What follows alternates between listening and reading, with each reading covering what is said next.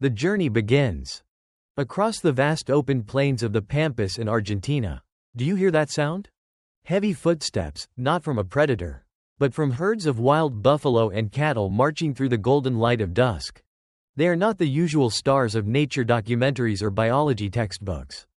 But today, in this journey, you'll discover how these humble creatures have carved their own legend, right in the heart of South America. South America, a land of extremes. From the snow-capped Andes to the endless Amazon rainforest. From Argentina's grasslands to the wetlands of Pantanal, South America is a land of contrasts. In this fierce, unpredictable environment, survival is a triumph, and it is here that feral cattle, descendants of European breeds, have turned wild.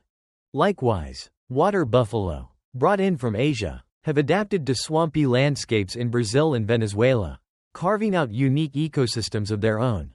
Origins, from Europe to the New World.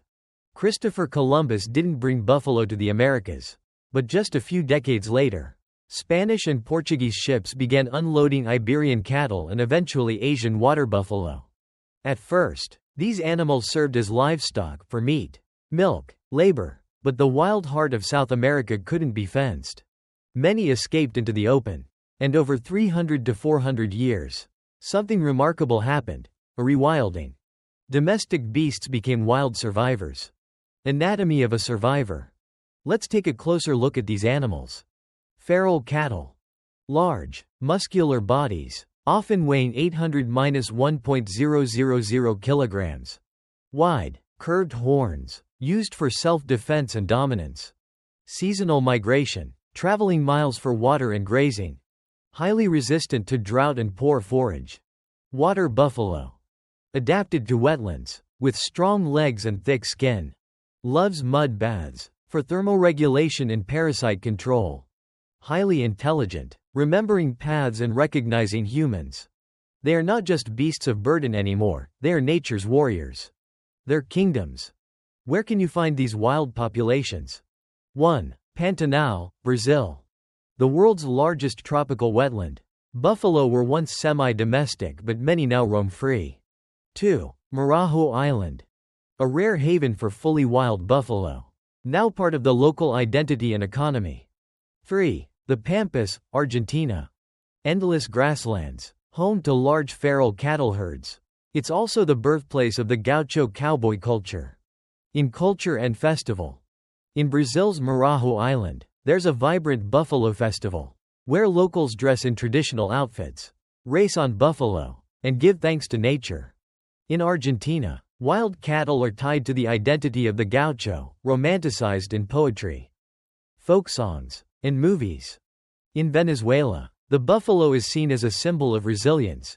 Its statue can be found in villages, on manhole covers, even in football team logos. True stories from the wild.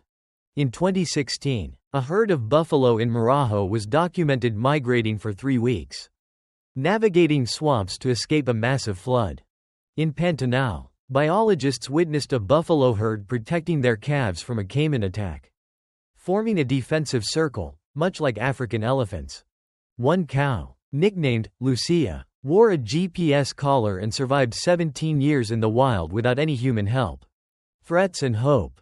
These resilient creatures face real threats. Deforestation to make room for ranching. Poaching for hides and horn.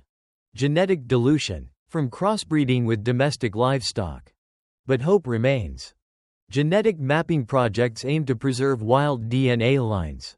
Protected semi-wild reserves are being established. Ecotourism initiatives let visitors observe buffalo and cattle in their natural habitats. Sombra, the legend. Sombra, a wild bull known in local lore, is no longer alive. But his story lives on. A small statue of him stands at a ranger post near the Pantanal forests. Locals touch it for luck. Sombra wasn't a myth, he was a survivor, and he taught people this. Not all heroes have claws or teeth. Some simply endure. What buffalo teach us? The story of South America's wild buffalo and cattle teaches us. You don't need beauty to be powerful. You don't need weapons to be a legend.